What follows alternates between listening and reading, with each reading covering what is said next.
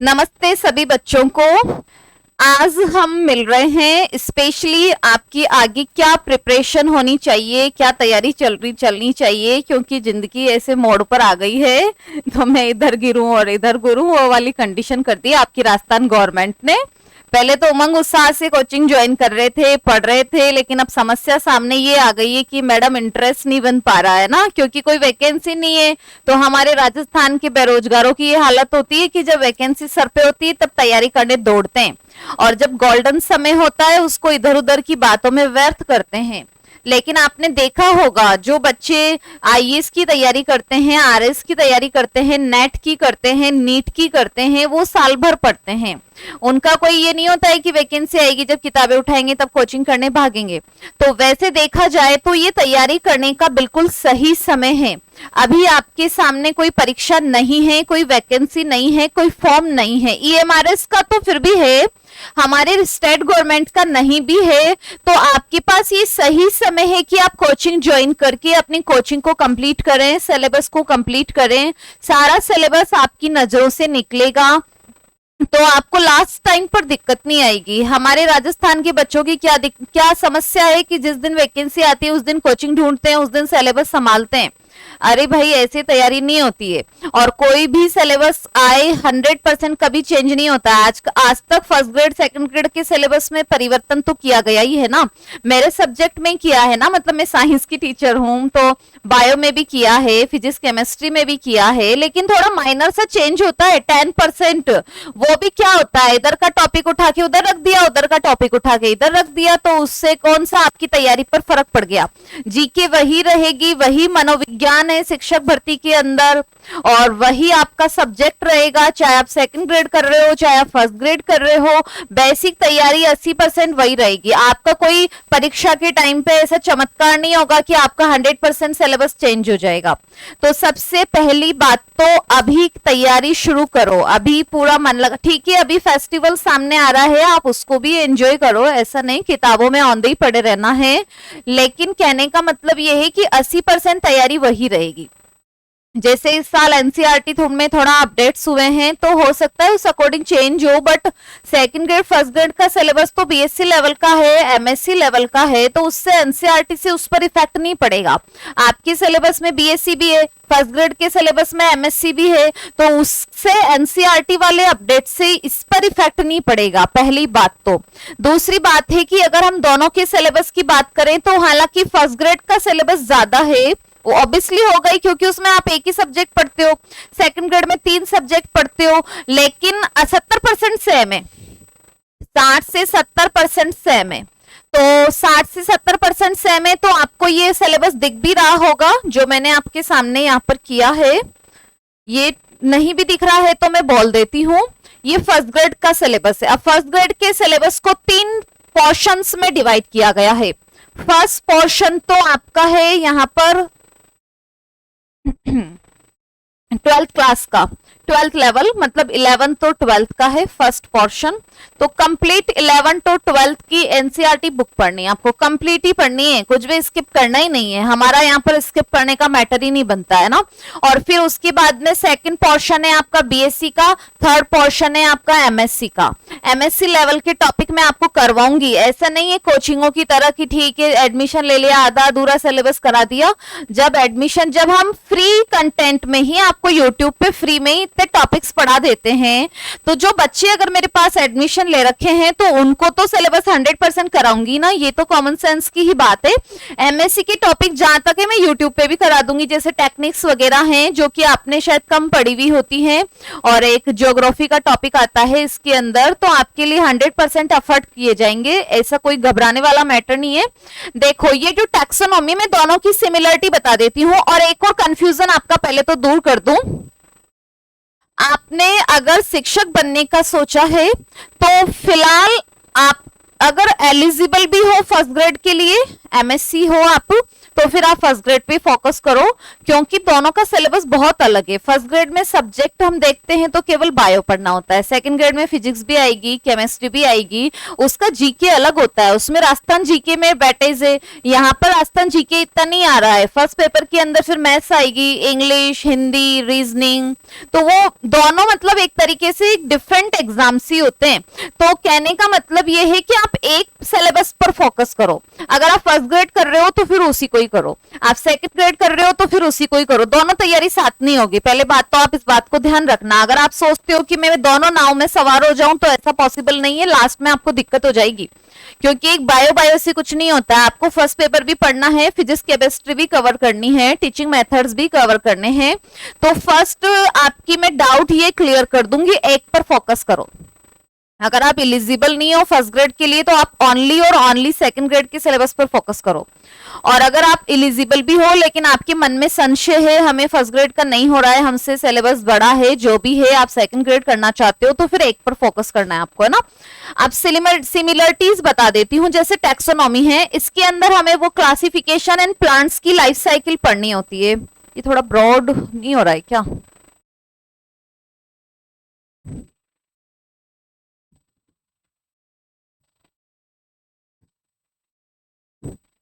चलो कोई बात नहीं।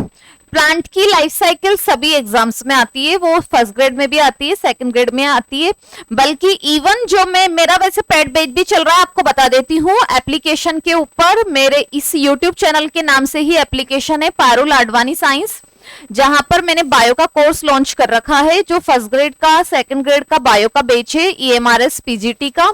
तो जो कॉमन टॉपिक होते हैं वो मैं साथ कराती हूँ, जो डिफरेंट टॉपिक होते हैं वो अलग अलग कराती हूँ।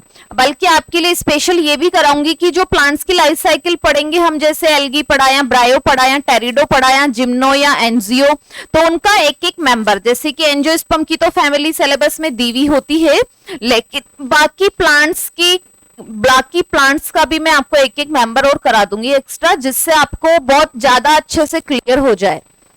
एक तो केवल प्लांट्स के नॉर्मल सिम्टम पढ़ो और एक हम उनके मेंबर्स की लाइफ साइकिल पढ़ते हैं, तो उससे ज्यादा हमारे को चीजें क्लियर होती हैं। अच्छा, सेकंड, ये सारा पोर्शन आपका दोनों का कॉमन है। प्लांट फिजियोलॉजी है, एनिमल फिजियोलॉजी है, जेनेटिक्स है, इवोल्यूशन है, ये कॉमन टॉपिक होते हैं फर्स्ट ग्रेड और सेकंड ग्रेड के, इसलिए सिलेबस साथ चलता भी है। अब ये है ह्यूमन वेलफेयर की बात, तो आपके फिर फैमिलीज में डिफरेंस आता है। यहाँ पर थोड़ा कम फैमिलीज, मतलब फैमिलीज थोड़ी कम है यहाँ पर, जैसे रेनन कुलेसी है, एपीएसी, एस्ट्रेसी, पोएसी, फर्स्ट ग्रेड में 4 ही फैमिली है, वहां पर ज्यादा भी है और थोड़ी उनसे अलग भी है, वहां पर कंपोजिटी सोलेनेसी फैमिली आ गई। तो चलो कोई बात नहीं, जो डिफरेंट है वो अलग पढ़ेंगे। ये है एनवायरमेंटल बायोलॉजी, जो साइंस से रिलेटेड हर परीक्षा में आती है। आप कोई सा भी एग्जाम दो दुनिया का, चाहे आप सीटेट दे रहे हो, EMRS दे रहे हो, KVS दे रहे हो, DSS भी दे रहे हो, नेट, XY और Z, एनवायरमेंटल बायोलॉजी सब में आती है।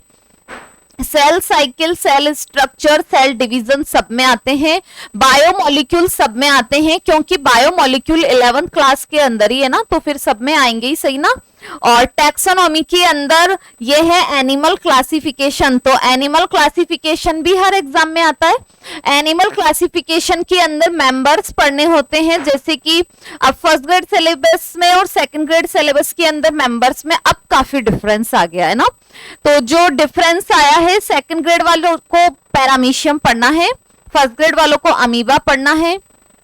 बाकी जैसे कि काफी सारी चीजें डिफरेंट है, जो मैं आपको सिलेबस के अकॉर्डिंग कराई रही हूँ, अब उसकी क्या मैं व्याख्या करूं। ये प्लांट्स की लाइफ साइकिल है, डेवलपमेंटल बायोलॉजी है, ये दोनों में कॉमन होता है। तो कहने का मतलब ये है कि 70% सिलेबस कॉमन है। अब इथोलॉजी, इसके अंदर आता है एनिमल बिहेवियर, ये बहुत ही इंटरेस्टिंग टॉपिक है, जिसको मेरे को लगता है सारे कोचिंग वाले स्किप करते हैं। ये पहले फर्स्ट ग्रेड में भी में ही आता था, अब इसको सेकंड ग्रेड में भी ऐड कर दिया है। ये 12th लेवल का टॉपिक नहीं होता है, एनिमल बिहेवियर BSc लेवल का टॉपिक होता है, और ये आपको मैं बहुत अच्छे तरीके से कराऊंगी। इसके अलावा है बायोस्टैटिक्स। बायोस्टैटिक्स ओनली और ओनली फर्स्ट ग्रेड में आती है। जो भी बच्चे पैड बैच में हैं उसके लिए एक अलग से शिक्षक आएंगे बायोस्टैटिक्स कराने के लिए, मैथ्स के ही शिक्षक होंगे जो आपको ये पोर्शन कराएंगे, क्योंकि मीन, मॉड, मीडियन, हिस्टोग्राम, पाईग्राम ये मैं तो कराऊंगी नहीं। और पोस्ट ग्रेजुएशन के अंदर है आपकी ecology, biotech, techniques, microscopy and biogeography, ये पोस्ट ग्रेजुएशन के अंदर है। अब ये पोस्ट ग्रेजुएशन वाला पोर्शन वैसे सेकंड ग्रेड में होता ही नहीं है। इकोलॉजी होती है, तो इकोलॉजी क्या है, वो तो 12th लेवल की पढ़नी है, आपको बीएससी लेवल की पढ़नी है, यहाँ पर एमएससी लेवल की पढ़नी है। ये फर्स्ट ग्रेड का सिलेबस है। ये वाला सिलेबस, इसके अंदर फिर आपका ये एजुकेशनल साइकोलॉजी वाला पोर्शन आ गया। तो इसके अंदर the question paper will carry maximum 300 marks. पूरा जो क्वेश्चन पेपर है वो 300 मार्क्स का होगा, सब्जेक्ट प्लस मनोविज्ञान, और 3 घंटे की इसकी ड्यूरेशन होगी और 150 क्वेश्चन आएंगे। इसका मतलब साफ साफ है कि 2 नंबर का एक प्रश्न होगा और उसके अंदर आपकी नेगेटिव मार्किंग भी होगी। और ये इसका डिस्क्रिप्शन दे रखा है सिलेबस का।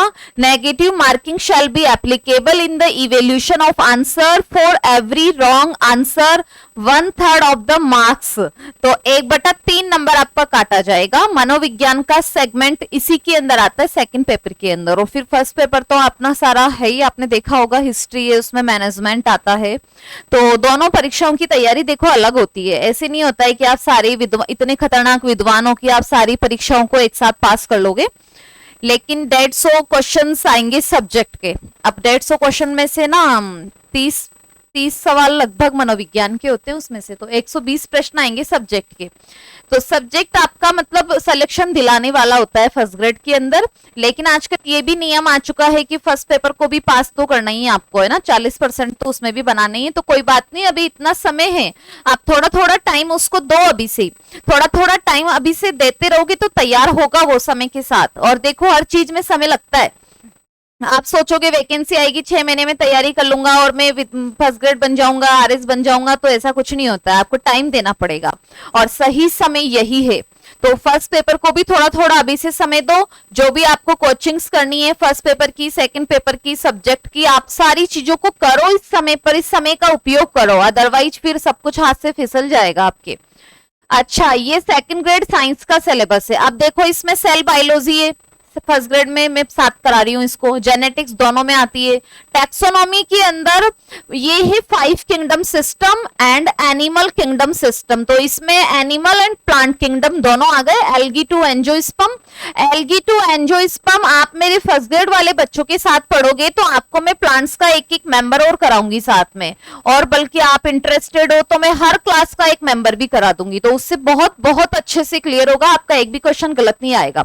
इसमें तो क्या देते हैं, एल्गी टू एंजियोस्पर्म, तो मतलब आप नॉर्मल लक्षण पढ़ लो एल्गी के और एंजियोस्पर्म तक के। लेकिन हम थोड़ा हटके पढ़ते हैं भाई, हम हर क्लास का एक मेंबर पढ़ते हैं। जैसे टेरिडियम पढ़ लिया, मार्सिलिया या रिक्सिया पढ़ लिया, या साइकस की लाइफ साइकिल, या एल्गी के अंदर एंथोसिस की भी एक एक मेंबर की लाइफ साइकिल पढ़ लो, इसकी यूलोथ्रिक्स की। तो उससे और ज्यादा अच्छे से आपको सारे पॉइंट्स क्लियर होते हैं। इकोलॉजी सब में कॉमन होती है। और ये है बायोटेक। और फिर इसके बाद में प्लांट मॉर्फोलॉजी है, वाटर रिलेशन, फोटोसिंथेसिस, रेस्पिरेशन, ये कॉमन टॉपिक होते हैं जो सब में आएंगे। सब साथ कराती हूँ मैं इसको फर्स्ट ग्रेड को, एमआरएस का सबका साथ चलेगा ये वाला पोर्शन।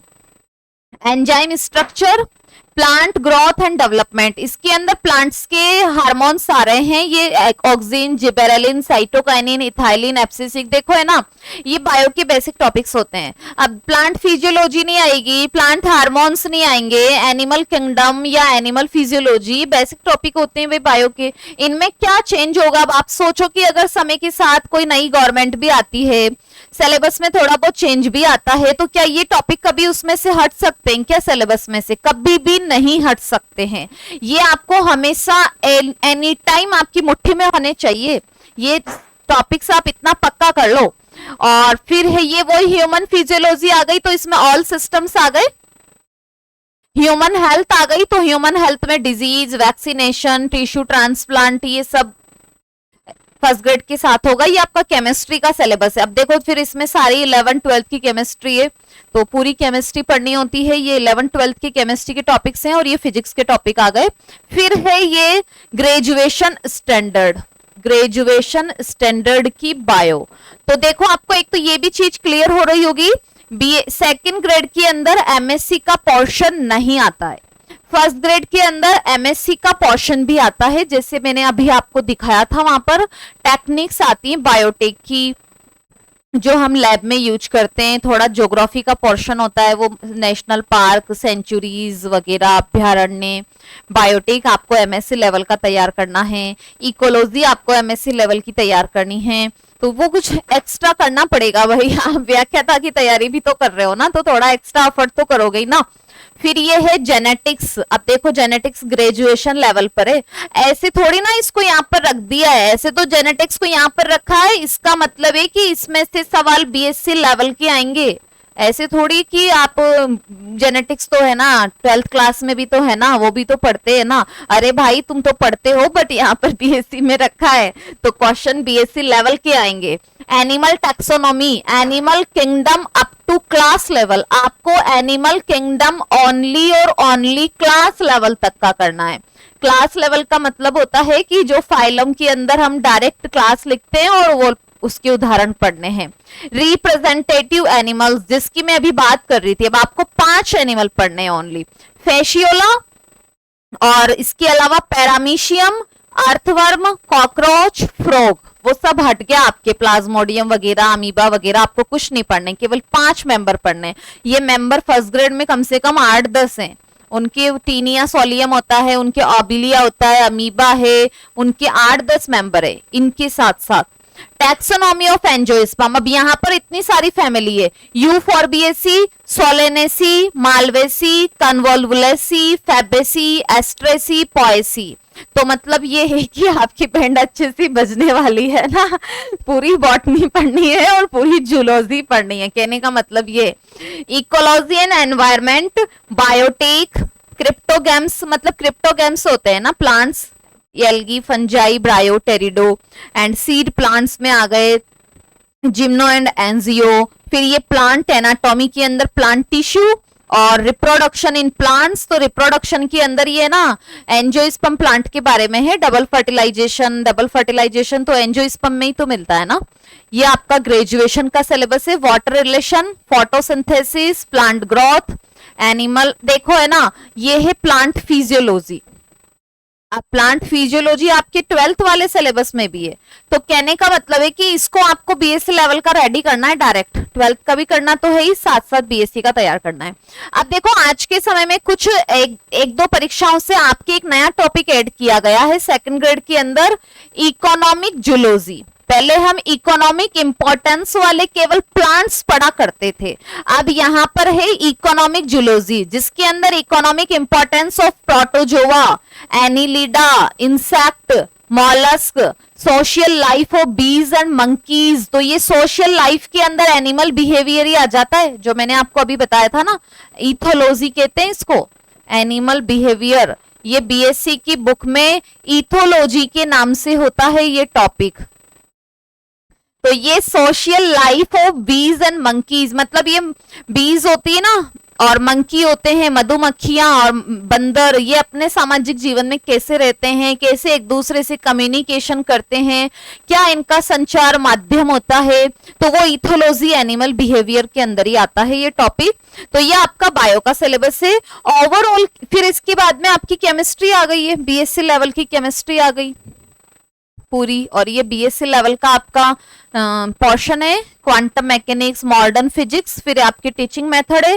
सेकंड पेपर आपका भी वही 300 मार्क्स का होगा। आपका साइंस का जो पेपर है वो भी वही फर्स्ट ग्रेड की तरह, सेकंड पेपर 300 नंबर का, जिसमें 2 आवर्स 30 मिनट्स। इसमें देखो आपको 2.5 घंटे का टाइम लगेगा, फर्स्ट ग्रेड वालों को यहाँ पर 3 घंटे का टाइम मिलता है, आपको यहाँ पर 2.5 घंटे का समय मिलेगा और आपके 150 क्वेश्चन आएंगे। वही उनके भी सेकंड पेपर में 150 क्वेश्चन ही आते हैं और वही आपकी नेगेटिव मार्किंग होगी। और आपके यहाँ पर मनोविज्ञान नहीं होती, आपके यहाँ पर टीचिंग मेथड होते हैं, उनके सेकंड पेपर के अंदर मनोविज्ञान आती है। तो ये आपके सिलेबस का है टॉपिक। कहने का मतलब ये है कि आप फर्स्ट ग्रेड करते हो और चाहे आप सेकंड ग्रेड करते हो, आपको जो बायो तैयार करनी है ना वो बीएससी लेवल की तो करनी ही करनी है, क्योंकि जो टॉपिक आपके 11th 12th के दिए हैं ना वो आपको 12th वो बीएससी बेस पर भी दे दिया है उनको। तो अब आप सोचो, आपने कॉलेज तो ऐसे करी होती है सीरीजें पढ़ पढ़ के ना, बीएससी ऐसे तो करी थी और फिर बीएड कर ली, सेकंड ग्रेड की तैयारी करने आ गए, पीछे से बैकग्राउंड बिल्कुल साफ है, कुछ भी याद नहीं है, यहाँ पर बीएससी लेवल का सब्जेक्ट तैयार करना है। तो ऐसे थोड़ी कि वैकेंसी माथे पे आएगी तभी आप तैयार कर लोगे, वो तो आपको अभी से ही करना पड़ेगा ना। तो अभी से ही करना पड़ेगा, तो कृपया करके अभी से ही तैयारी चालू कर लो, किताबें उठा लो। और मेरा बहुत अच्छा बैच चल रहा है एप्लीकेशन पर, हालांकि ये बैच के बाद भी कंटिन्यूस बैच आएंगे, ऐसी कोई बात नहीं है। ये तो खत्म होगा तो फिर नया लाइव बैच आएगा, जब तक एग्जाम नहीं होता है कंटिन्यूस चलेगा ये बैच। तो ये बैच चल रहा है ऐप के ऊपर, ऐप का नाम वही है पारुल आडवाणी साइंस। और इसके ऊपर अभी दिवाली के अंदर बम्पर धमाका ऑफर आने वाला है। आप भी सोचोगे क्या मतलब मजे आ गए, इतनी कम फीस में इतनी अच्छी तैयारी करवा दी मैडम ने, है ना। तो लेकिन कम फीस का मतलब ये मत समझना कि भाई इसमें ऐसे हल्का फुल्का कोर्स होगा। अरे भाई हल्का फुल्का कोर्स नहीं है, आप जो मार्केट में पढ़ते हो ना उससे कई गुना अच्छा मैटर करवा रही हूँ मैं। हल्का फुल्का कोर्स मत समझ लेना बस। हाँ, ये ऐप पे आएगा, कोर्स चल भी रहा है और इसके बाद भी again and again live batch आते ही रहेंगे। और आपका भी कोई डाउट होता है तो आप मुझसे पूछ लिया करो, और ये नंबर आप नोट कर लो, इस पर ये भी कर सकते हो, आप व्हाट्सएप भी कर सकते हो। अच्छा, एक और मैं आपको पॉइंट क्लियर कर दूं, अगर आप ईएमआरएस का दे रहे हो ना, अभी ईएमआरएस का जो टीजीटी वाला है ना वो तो रीट लेवल का सिलेबस होता है उसमें ना, और ईएमआरएस का अगर आप पीजीटी का दे रहे हो तो पीजीटी में 11 12 आती है ओनली। ईएमआरएस पीजीटी के अंदर प्रेजेंट टाइम पर जो सिलेबस है ना वो केवल 11 और 12 का है। तो आपको 11 12 की एनसीईआरटी तैयार करनी है ओनली, 11th और 12th की एनसीईआरटी। और आपको बता दूं अभी जो नई एनसीईआरटी आई ना उसमें सिलेबस को बहुत ही रिड्यूस कर दिया है, तो उसमें आपको समय नहीं लगना चाहिए। अगर दिसंबर में परीक्षा होती भी है तो आप अभी भी तैयार कर सकते हो। आप सब्जेक्ट के बच्चे हो, 11 12 की एनसीईआरटी आप आज से भी शुरू करोगे ना तब भी तैयार कर सकते हो, अगर आप ईएमआरएस पीजीटी को फाइट करना चाहते हो तो। और ये है तो गवर्नमेंट जॉब ही ना भाई, ऐसे थोड़ी कोई आरपीएससी गेलो सरकारी निकालती तभी नौकरी लगती। अरे भाई ये भी है तो गवर्नमेंट जॉब ही ना, गवर्नमेंट पोस्ट है ना एकलव्य विद्यालयों में, तो एनसीईआरटी का सब्जेक्ट तो आप तैयार कर ही सकते हो। चलो ठीक है। और एक और आपको बता दूं, ईएमआरएस की वैकेंसी हमारे सामने अचानक से आई थी, है ना, और सारी पोस्टें आज आपके सामने, सिलेबस भी आ गया, एग्जाम तारीख आने वाली है कुछ दिन में। तो अगर आप ये सोचो आपका सब्जेक्ट हमेशा से ही रेडी रहे, 11 12 की भी एटलीस्ट आपने 11 12 लेवल की भी बायो पक्की तैयार कर रखी है, तो आपके सामने कोई भी वैकेंसी डाल दो, फिर चाहे केवीएस की आ जाए, डीएसएसबी की आ जाए, तो फिर ऐसे नहीं ना लास्ट टाइम पे हाथ पैर फूल रहे हैं, अरे कहाँ कोचिंग भागे और क्या नोट्स बनाए, क्या तैयारी करें। तो पढ़ाई कहीं ना कहीं काम आ जाती है। ऐसा नहीं है कि आपने जो पढ़ाई की तैयारी की वैकेंसी नहीं आती है तो वेस्ट हो गई, ऐसा कुछ नहीं है। कई रास्ते खुलते हैं जिंदगी के अंदर। आज ईएमआरएस का रास्ता अचानक से खुला ना आपके सामने, और आज इसमें परीक्षा होगी, कई बच्चे सेलेक्ट भी होंगे, नौकरी भी लगेंगे, ऐसी कोई बात नहीं है। तो जो बच्चे फर्स्ट ग्रेड सेकंड ग्रेड की इतने समय से तैयारी कर रहे थे उसको यहाँ पर फायदा मिलेगा ना उस बच्चे को। तो ऐसा नहीं है कि पढ़ाई हमारी वेस्ट जा रही है, हम तो मैडम कोचिंग जा रहे थे अब क्या करें, वैकेंसी नहीं आई, हम तो लूट गए, बर्बाद हो गए, ऐसा कुछ नहीं है। अपॉर्चुनिटीज कभी भी सामने आ जाती हैं, और जिसका एक आपके सामने उदाहरण है एकलव्य विद्यालय के अंदर। तो आप युद्ध मैदान में खड़े हो तो हमेशा तैयार रहो, अपॉर्चुनिटी सामने आ जाएगी समय के साथ। ठीक है, थैंक यू। और भी कोई डाउट है तो हम मिलते रहेंगे बीच बीच के अंदर। बाय।